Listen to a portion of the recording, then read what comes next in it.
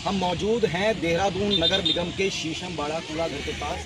आप मेरे पीछे देख सकते हैं, यहाँ पर कई जो झुग्गी झोपड़ियाँ बनी हुई है। यहाँ से जो जानकारी मिली है, करीब 200 परिवार ऐसे हैं जो यहाँ पर झुग्गी झोपड़े में रहते हैं और इनका मूल व्यवसाय कूड़ा बीनना है।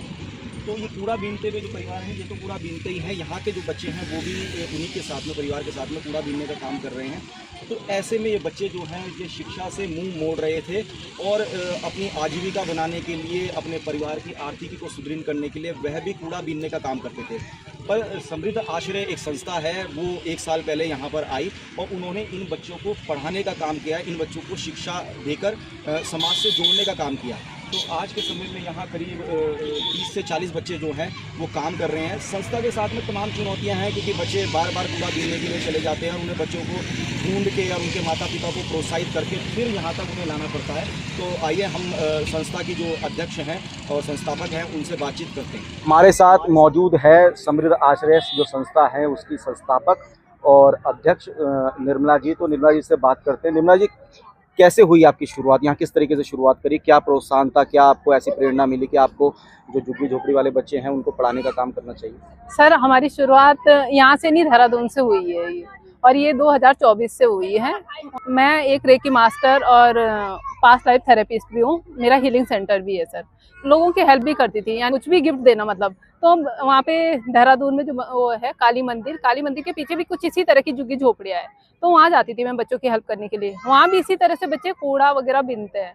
तो मैंने उन बच्चों को देखा, मैंने उन्हें पूछा आप स्कूल क्यों नहीं जाते बेटा?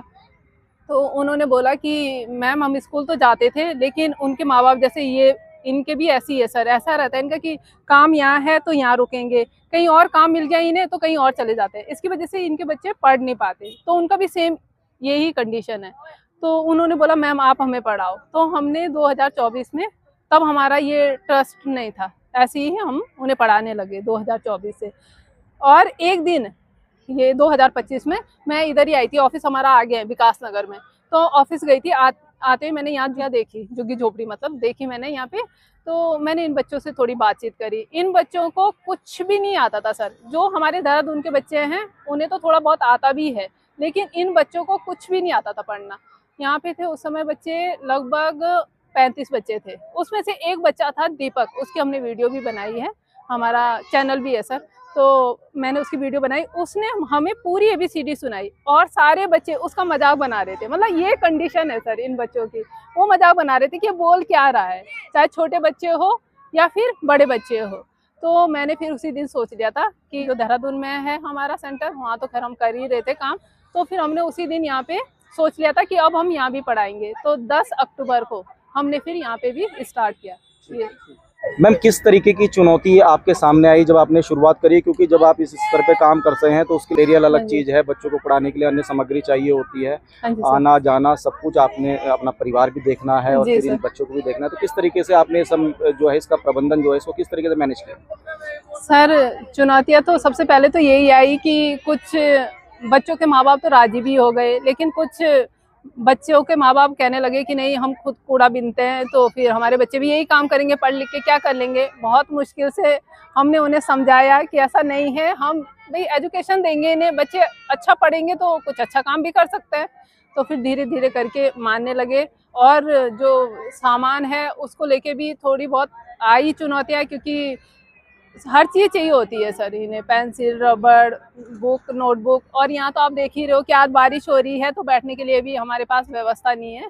तो जो हमारा हीलिंग सेंटर है वहाँ से जो हमें फीस आती थी, कुछ हमने उसी से फिर सामान लाना स्टार्ट किया इन बच्चों को जो भी रहता है।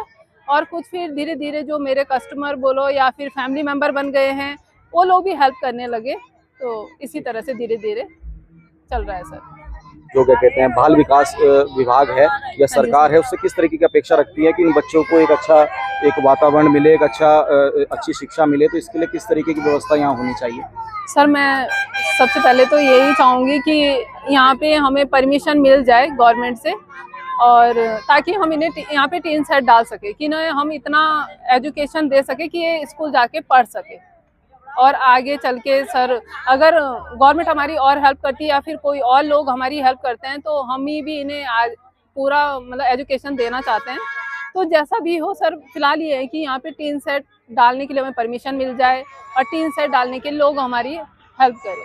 आज अमर उजाला के लिए संवाद न्यूज एजेंसी से हम विकास नगर से ग्राउंड पर पहुंचे हैं और हमने दिखाया किस तरीके की संस्था जो है वो बड़ा सराहनीय काम कर रही है और सीमित संसाधनों के साथ काम कर रही है। तो अब संस्था को थोड़ी अपेक्षा है कि वो इस संस्थान को, क्योंकि 200 परिवार हैं, उनके बच्चों को पढ़ाने के लिए और संसाधन की जरूरत है। तो संस्था अब जिला प्रशासन, बाल विकास विभाग और सरकार की ओर देख रही है कि यहाँ कुछ तरीके की इस तरह की व्यवस्था बने। ये अस्थायी जो इन्होंने व्यवस्था करी है, इसमें कोई टीन शेड इनको मिल जाए, कुछ स्टडी मटेरियल इनको मिल जाए और थोड़ा प्रोत्साहन मिले इनको सरकार की ओर से और संस्थाओं की ओर से, जिससे ये अपने कार्य को आगे बढ़ा सके। अमर उजाला के लिए संवाद न्यूज एजेंसी से विकास नगर से मैं जितेंद्र जोशी।